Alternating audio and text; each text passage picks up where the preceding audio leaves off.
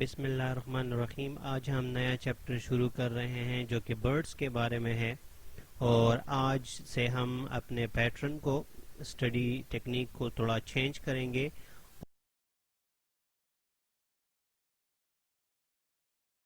اور جو ریکمینڈڈ بک ہے کورس کی اس سے ہم ہیلپ لیں گے ڈائریکٹلی، اور آپ لوگوں سے ریکویسٹ ہے کہ اپنے ہی سینٹینسز میں نوٹس ساتھ ساتھ میں بناتے رہیں.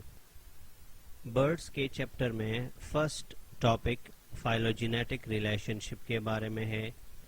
اس ورڈ کا مطلب یہ ہے کہ برڈز کس طرح ایوالو ہوئی ہیں، برڈز میں کون کون سی ایوولوشن ہوئی ہے، اور کن سٹیجز سے گزر کر آج کے ماڈرن برڈز وجود میں آئے ہیں. برڈز کے گروپ کو جیسا کہ آپ یہاں دیکھ سکتے ہیں، عام طور پہ ایویز کہا جاتا ہے اس کلاس کو، ایویز. اور برڈز کی کیریکٹرسٹکس میں جو خاص باتیں شامل ہیں وہ یہ ہیں کہ اڈاپٹیشن فار فلائٹ، یعنی کہ زیادہ تر برڈز فلائی کر سکتے ہیں، اڑ سکتے ہیں، کیونکہ ان میں ونگز پائے جاتے ہیں، اور برڈز کی باڈیز کے اوپر فیدرز ہوتے ہیں. اینڈوتھرمی کا مطلب یہ ہے کہ برڈز اپنی باڈی میں خود ہی ہیٹ جنریٹ کر سکتے ہیں. ان کا میٹابولزم ریٹ کافی ہائی رہتا ہے، اور ان کے بونز لائٹ ان ویٹ ہوتے ہیں، ہلکے ہوتے ہیں اڑنے کے لیے. اس کے علاوہ ان کی ایک چونچ ہوتی ہے جس کو بل کہا جاتا ہے، اور چونچ میں ٹیتھ نہیں پائے جاتے. یہ تو برڈز کی کچھ اسپیسیفک کیریکٹرسٹکس ہیں. ان کو دوبارہ دیکھ لیں. برڈز میں ونگز ہوتی ہیں، اس لیے وہ فلائی کر سکتے ہیں. اینڈوتھرمک ہے، باڈی میں ہیٹ جنریٹ کر سکتے ہیں. ان کی باڈی کے اوپر فیدرز پائے جاتے ہیں. میٹابولزم ریٹ ان کا کافی ہائی ہوتا ہے، اور ان کے بونز میں خالی جگہ ہوتی ہیں تاکہ ان کے بونز کا وزن کم رہے، اور ان کی چونچ ہوتی ہے جس میں ٹیتھ نہیں ہوتے. سائنٹسٹس کے مطابق برڈز میں کچھ خصوصیات ایسی ہیں جو کہ بالکل سملر ہے ریپٹائلز کے. برڈز کی وہ خصوصیات جو بالکل ریپٹائلز کی طرح ہیں وہ یہ ہیں کہ برڈز کی کھوپڑی میں پیچھے ایک آکسیپیٹل کونڈائل بون پایا جاتا ہے، اور ریپٹائل میں بھی یہ بون ایک ہوتا ہے. اس بون کا فنکشن یہ ہے کہ کھوپڑی کو گردن کے ساتھ کنیکٹ کر دیا جائے، تو یہ بون سنگل ہے. دوسری بات یہ کہ برڈز کے ایئر یعنی کان میں صرف ایک بون ہوتا ہے. برڈز کا لوور جا یعنی نیچے والا جبڑا، اس کا سٹرکچر اور ریپٹائلز کے جا کا سٹرکچر بھی سملر ہوتا ہے. برڈز میں جو ریڈ بلڈ سیلز ہوتی ہیں اس میں نیوکلیس بھی پریزنٹ ہوتا ہے، یعنی کہ نیوکلیٹڈ ریڈ بلڈ سیلز برڈز میں پائے جاتے ہیں.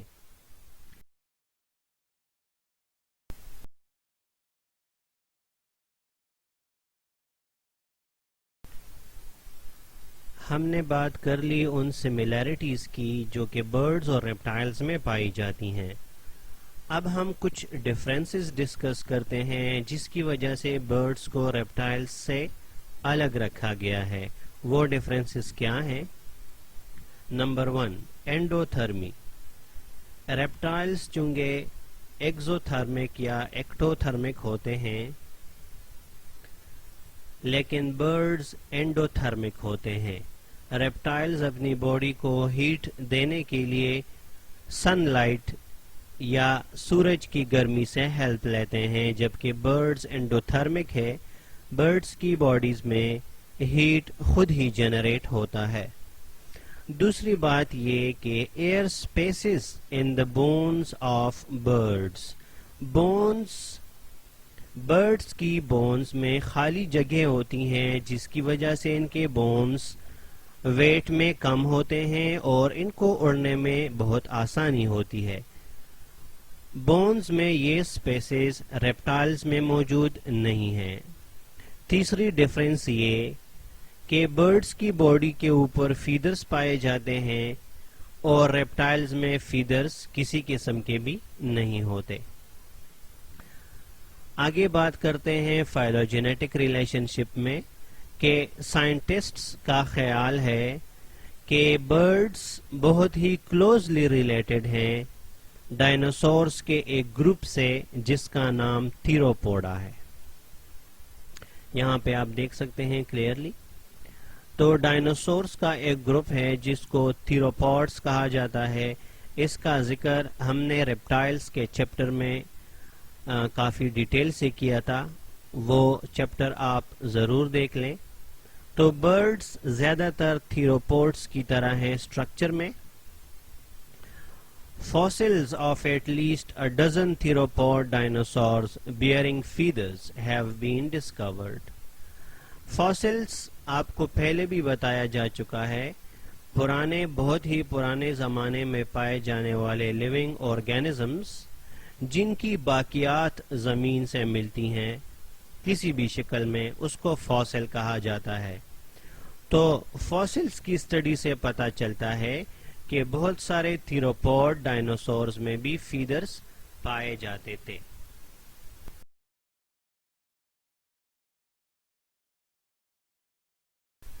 چیپٹر میں آگے چلتے ہیں اور بات کرتے ہیں ایوولوشن آف فلائٹ، کہ برڈز میں فلائٹ یعنی اڑنا کس طرح آیا، کس طرح یہ کیریکٹرسٹک پہلی دفعہ ان میں ایوالو ہوئی۔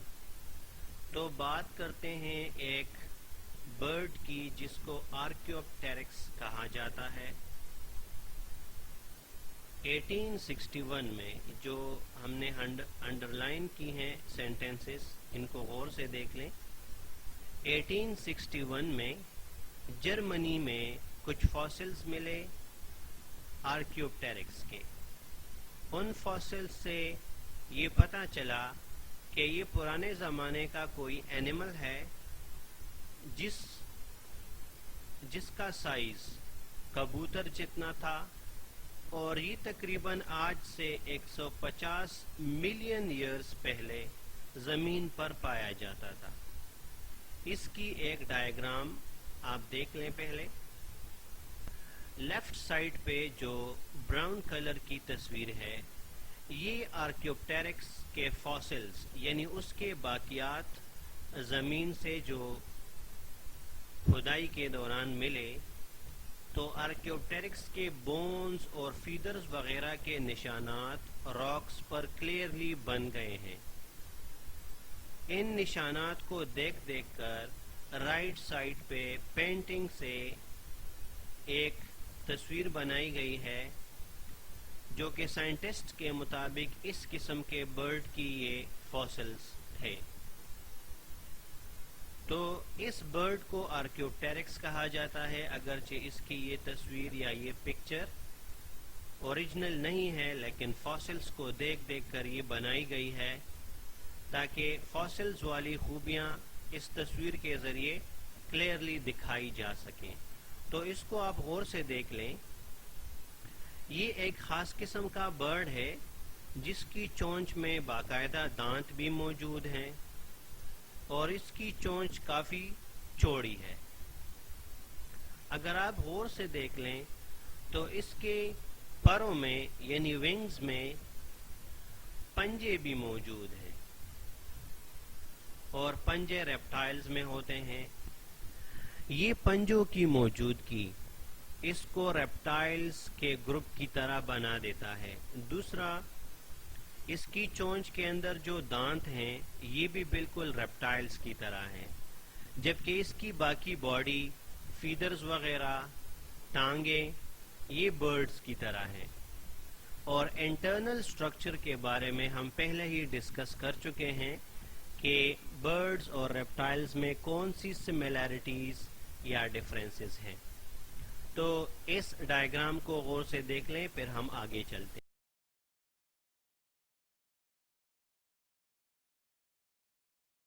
بات کرتے ہیں آرکیوپٹیرکس کی، جو کہ 150 ملین ایئرز اگو ایک کبوتر جتنا پرندہ جرمنی میں ڈیفرنٹ مقامات سے دریافت ہوئے اس کے فاسلز، اس کی بات کرتے ہیں کہ آرکیوپٹیرکس میں clavicle of the Archaeopteryx were well developed and probably provided points of attachment for wing muscles. Archaeopteryx میں ونگز پائے جاتے تھے اور کلیویکل بونز کے ساتھ ونگز کے مسل ٹائٹلی اٹیچ ہوتے تھے. کلیویکل سیکنڈ ایئر میں بھی اسٹوڈنٹس کو کلیویکل یا ہیومن اسکیلیٹن کے ذریعے یہ بونز کافی ڈیٹیل سے بتائے جاتے ہیں، تو وہاں سے ذرا دیکھ لیں، کلیویکل کے بارے میں کانسیپٹ بنا لیں. تو آرکیوپٹیرکس میں کلیویکل بونز کے ساتھ ونگ مسلز اٹیچ ہوتے تھے. اس کے علاوہ آرکیوپٹیرکس میں سٹرنم کافی فلیٹ تھا اور آرکیوپٹیرکس کی ٹیل لانگ تھی اور اس میں کافی سارے بونز ہوتے تھے. سٹرنم آپ کو ڈائیگرام کے ذریعے دکھاتے ہیں. اس جگہ کو غور سے دیکھیے، اس کو سٹرنم کہا جاتا ہے، اس جگہ کو سٹرنم کہا جاتا ہے. تو آرکیوپٹیرکس میں جو سٹرنم تھا وہ بہت زیادہ فلیٹ تھا، جبکہ برڈز میں یہ کافی راؤنڈڈ ہوتا ہے. اچھا، تو سٹرنم آرکیوپٹیرکس میں کافی فلیٹ تھا اور ٹیل اس کی لمبی تھی اور اس میں بونز بھی پائے جاتے تھے. اگر آپ کو یاد ہو تو ریپٹائلز میں بھی ٹیل میں بونز پائے جاتے تھے. ابھی ڈائیگرام کے ذریعے ہم نے ڈسکس کیا کہ آرکیوپٹیرکس کی ونگز پر پنجوں والی انگلیاں بھی تھیں. سائنٹسٹ کا خیال ہے کہ ان پنجوں کی مدد سے آرکیوپٹیرکس درختوں پر ایزیلی چڑھ سکتا تھا. اگر یہ صحیح طرح فلائی نہ کر سکتا تو ان کی مدد سے یہ درختوں پر ایزیلی چڑھ سکتا ہوگا. دوسرا، آرکیوپٹیرکس کی 2 ٹانگیں تھی، اس لیے اس میں جو لوکوموشن ہے اس کو بائیپیڈل لوکوموشن کہا جاتا ہے. The locomotion یا motion in Archaeopteryx was bipedal. They used to run on the ground. In points کو آپ لکھ سکتے ہیں. اور آرکیوپٹیرکس کی بیک پر، بل پر جو ٹیتھ پائے جاتے تھے وہ تو کلیئرلی اس بات کا ثبوت ہے ان میں ریپٹائلز کی طرح خوبیاں تھیں. ان دانتوں کو کسی شکار پکڑنے کے لیے یا چبانے کے لیے یوز کیا جاتا تھا.